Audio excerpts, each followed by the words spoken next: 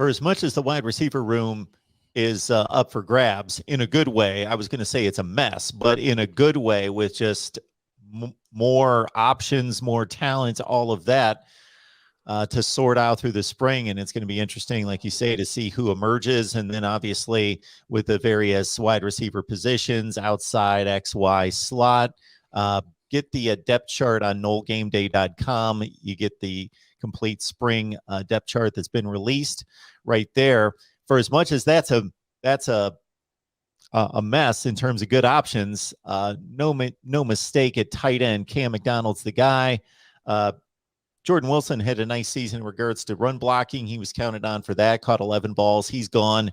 But Cam McDonald, I got to think, one comment I've got about Cam McDonald is that I understand in this offense, because of the run-heavy portion of it, both from the running backs and from Jordan Travis, nobody's going to have some crazy offensive numbers at wide receiver or tight end in regards to, it's just not that kind of offense. Nobody's catching 85 passes in this offense. But I got to think Cam McDonald's going to be a little bit more of a factor in the passing game because of just his top-end talent, 24 catches last year, that should improve this year.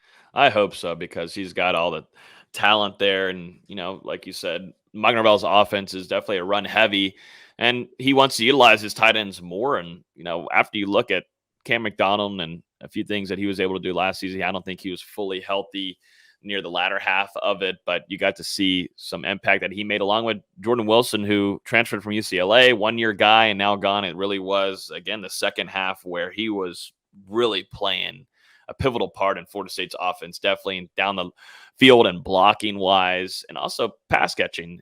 Florida State was starting to develop a 2-threat kind of tight end set there.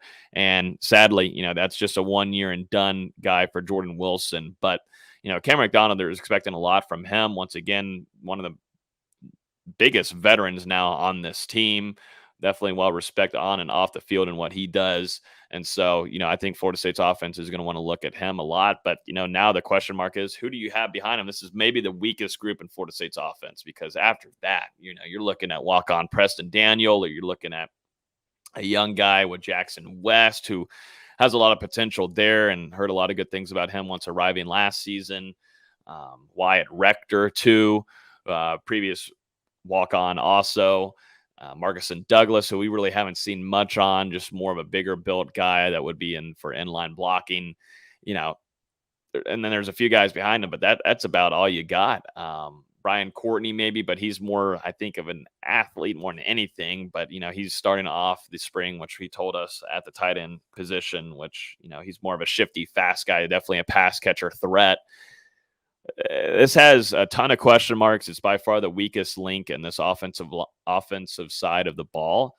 And, I'm interested to see if there's going to be some position changes for some guys too, to come in and help this tight end room. We'll see. But Florida State, looking into the future with Randy Pittman, hopefully Florida State sticks there with getting that tight end who definitely is a pass catching threat. Florida State's got to do some recruiting on this tight end room, because it's definitely the weakest link heading into this 2022 spring.